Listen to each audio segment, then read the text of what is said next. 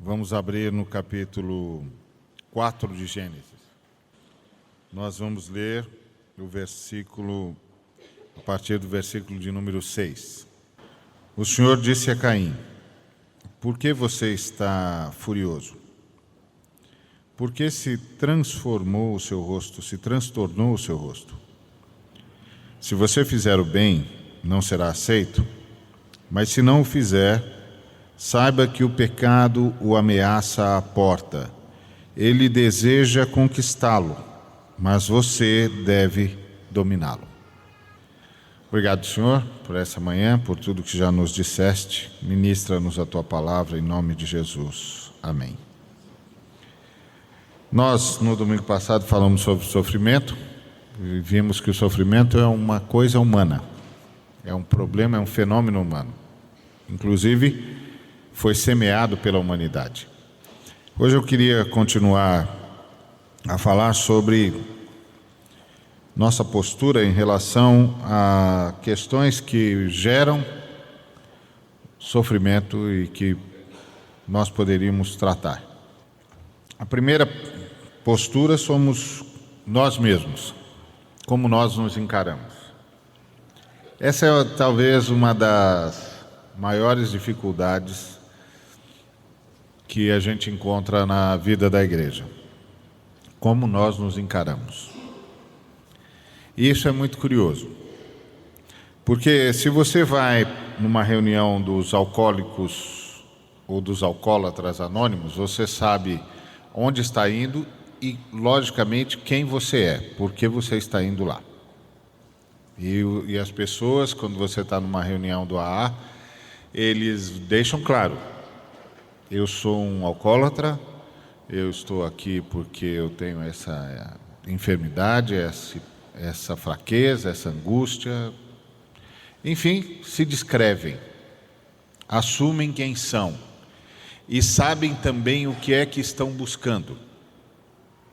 Eles estão buscando libertação do vício. Ponto final. E cada um vai incentivar o outro nessa busca para se libertar do seu vício.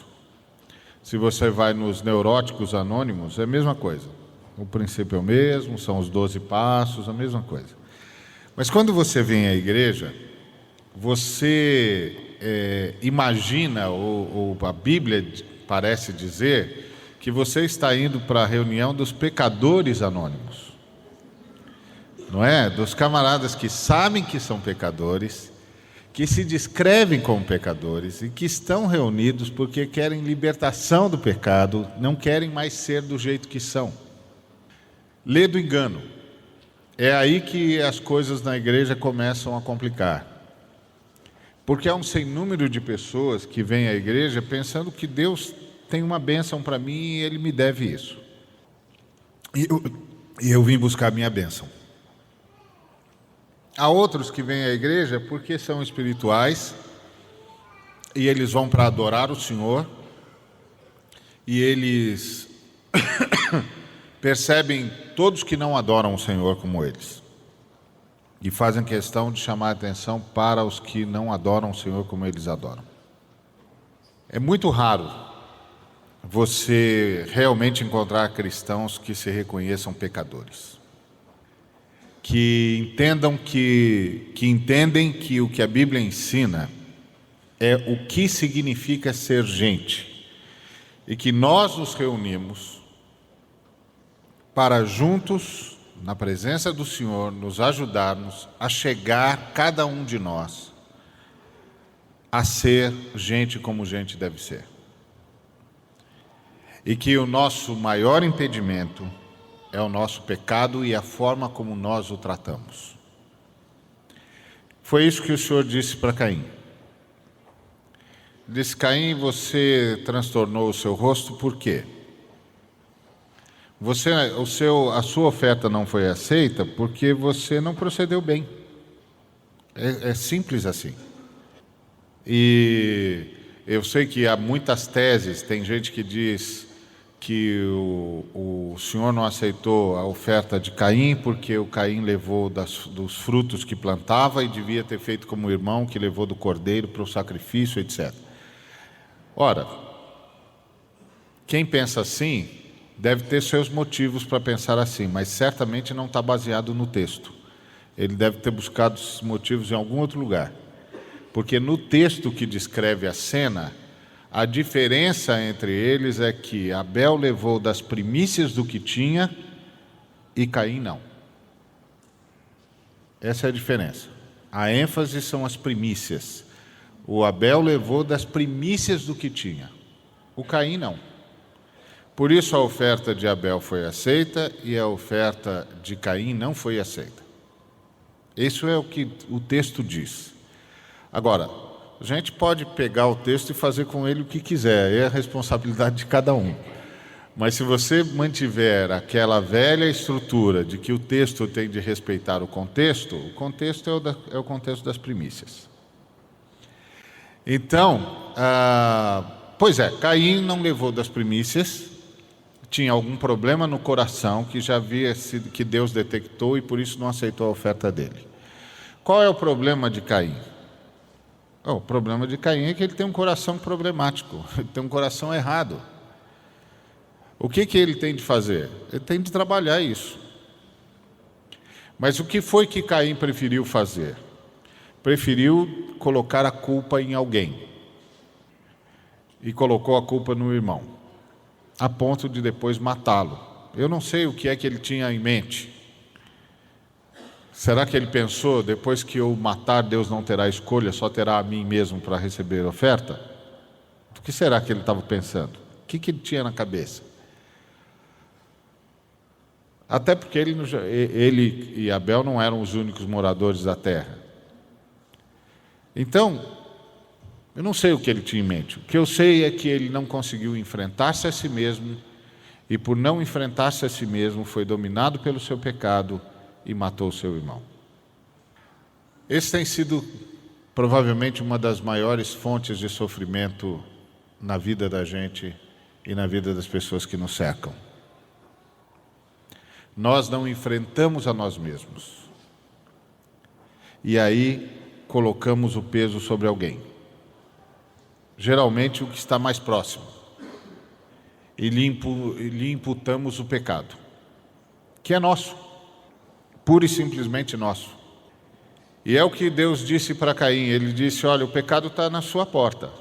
A imagem no original que essa frase de Deus evoca é como se tivesse um demônio agachado em frente a Caim, esperando a decisão dele para saltar sobre ele. Essa é a imagem que a língua hebraica usa para descrever o que nós traduzimos na língua portuguesa como o pecado jaz à sua porta, cabe a você dominá-lo. Qual é a ideia aqui? A ideia de que nós estamos diante de um problema endêmico nosso, que é nós somos pecadores. E nosso desafio é nos tornarmos gente como gente deve ser. Gente como gente deve ser é gente como Jesus de Nazaré. Então, Jesus de Nazaré é o nosso modelo. Jesus de Nazaré é gente como gente deve ser. Para chegar onde Jesus de Nazaré tem de chegar, duas coisas precisam acontecer conosco. A primeira, admitirmos que não estamos lá, e que lá é onde deveríamos estar e nós não estamos lá. E nós não estamos lá porque nós temos um problema para tratar. E a segunda coisa é tratar isso. Tratar isso. Assumir que é um problema meu e tratá-lo. Sou eu que sou o pecador. Eu errei. Eu fiz a bobagem. Eu estou com um problema no coração. Eu não estou reagindo como Jesus de Nazaré reagiria. Eu não estou pensando como ele pensaria. Eu não estou fazendo as coisas como ele deveria fazer, como ele faria. Eu estou com um problema. Eu preciso de ajuda. Eu preciso tomar sempre uma decisão a favor de ser gente e, portanto, contra o meu pecado. E preciso de ajuda nessa caminhada. Preciso de ajuda divina e preciso de ajuda dos irmãos.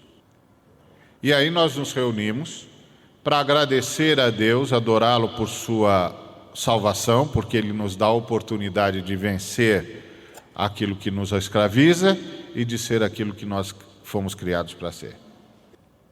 E nesse caminho, nós crescemos como gente, e em crescer como gente, crescemos em amar, crescemos em servir, crescemos em abençoar, crescemos em ajudar, crescemos em tudo.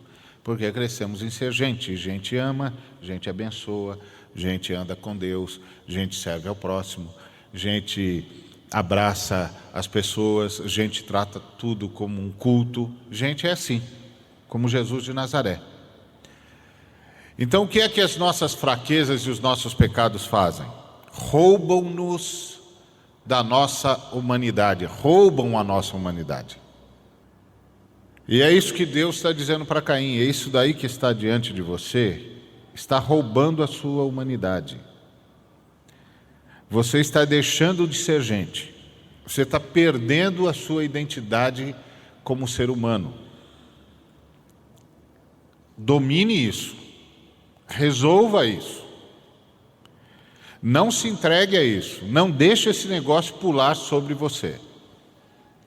Não deixe esse negócio tomar domínio, assumir o controle da sua vida. E foi aqui que Caim perdeu a batalha.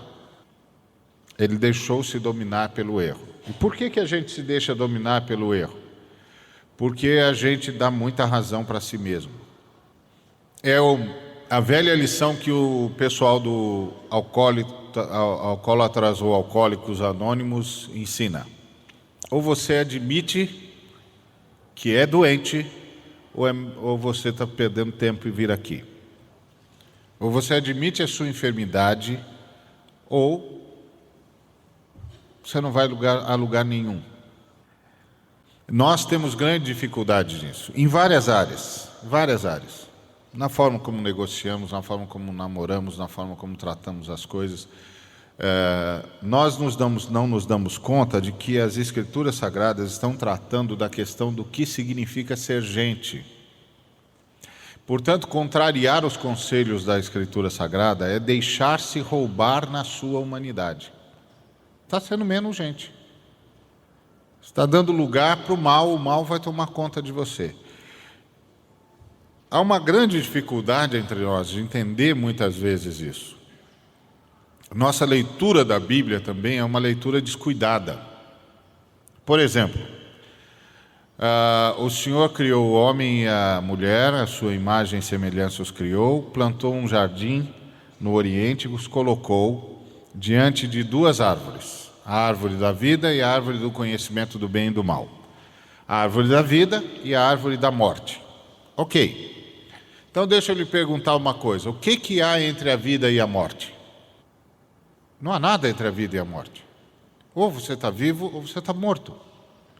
Não tem jeito de estar meio morto ou meio vivo. Ou está vivo ou está morto.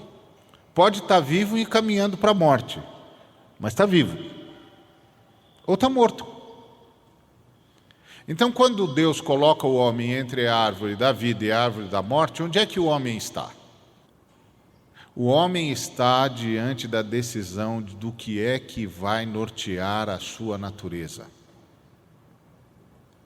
E, lamentavelmente, escolhe mal. Escolhe a morte. O que é todo o caminho de salvação que começa com Deus se apresentando a Abraão? É Deus chamando o homem de volta à vida, dizendo, vamos reverter esse quadro, eu resolvi dar a você a oportunidade de comer da árvore da vida. Você foi expulso porque comeu da árvore da morte, mas eu estou vindo aqui para dizer que abri o caminho da árvore da vida de novo para você, mas que isso vai exigir sacrifício da minha parte e conversão da sua. Portanto, agora nós temos um longo caminho para andar.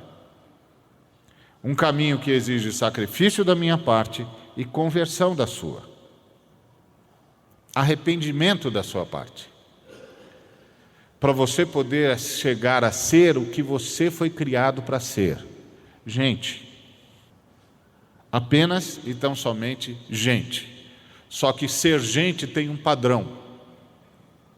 Tem um modelo. E esse modelo é Jesus de Nazaré. Então nós precisamos nos encarar como pecadores, assumir que estamos nessa trajetória para chegar a ser gente, e que nós temos de tratar tudo aquilo que nos impede nessa caminhada. Que nós não podemos ficar nos defendendo dos nossos erros, nós temos de tratá-los. Há graça de Deus disponível para isso, senão Deus não teria dito a Caim: cabe a você dominá-lo. Dominá-lo com que poder? Com o poder que a graça lhe emprestará. Há graça de Deus para isso. Essa graça é acionada pela minha e pela sua conversão, pela minha e a sua admissão do erro. Agora, o que acontece é que muitas vezes nós encasquetamos com uma coisa qualquer, como o Caim aqui. São os jovens, por exemplo, que têm relação sexual antes do casamento. Eles se defendem o tempo todo. Esquecem duas coisas. Primeiro, que o casamento é uma questão comunitária, que, portanto, essa decisão vai custar algum tipo de rompimento com a comunidade. E esse rompimento existe mesmo, porque senão contava para todo mundo. Não é? Se está tudo bem, se está tudo legal, vamos contar para todo mundo. Se não podemos contar para todo mundo, é porque já temos um rompimento com a comunidade. E o segundo é que o casamento, a relação sexual é a consumação do casamento. Então consumou antes de assumir publicamente as suas responsabilidades, comunitariamente as suas responsabilidades. E aí tem um probleminha, porque pode ser que não dê certo. Se não desse certo em condições normais, seria apenas um namoro que acabou. Mas como não deu certo e já teve toda essa vida sexual ativa, agora é um divórcio. E divórcio sempre arranca pedaço da gente. De divórcio em divórcio, o sujeito vai chegar arrebentado num casamento um dia. E depois não vai saber por que não se sustenta casamento nenhum com ele. Não se sustenta porque ele vem de uma sucessão de divórcios. E em cada uma delas ele deixou um pedaço de si. Em cada uma delas, parte da sua humanidade foi roubada. Dá para começar de novo? Dá. Por isso que precisa de conversão e arrependimento. Mas é preciso entender o quê? Aliás, eu queria fazer menção de um artigo do Daniel Passarelli, um jovem aqui da nossa igreja no Lar Cristão, parabenizá-lo, um ótimo artigo sobre esse assunto.